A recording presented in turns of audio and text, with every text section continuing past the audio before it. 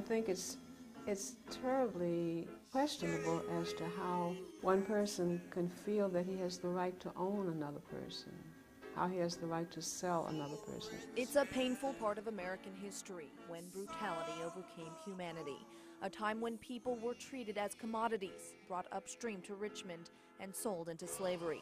Mayor Kaine wants to make sure that era is never forgotten. I think it would be something that would be educational and remind people of just the real horrors of that and the huge number of people whose lives were torn apart by slavery with a connection to this very city. With help from the National Endowment for the Arts, the mayor wants to erect a memorial to the hundreds of thousands of lives sold and families torn apart. This is one of the possible sites for the monument, the Manchester slave docks.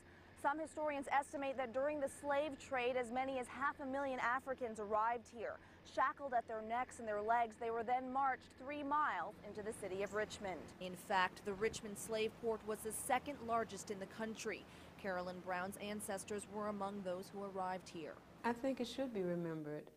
I couldn't possibly forget my Aunt Lucy of the things that she told me. And I couldn't forget the other people in our neighborhood who were also here during slavery. And I don't want to forget those people. A humble time in our history, but one from which we can all still learn. A person who does not know his history is destined to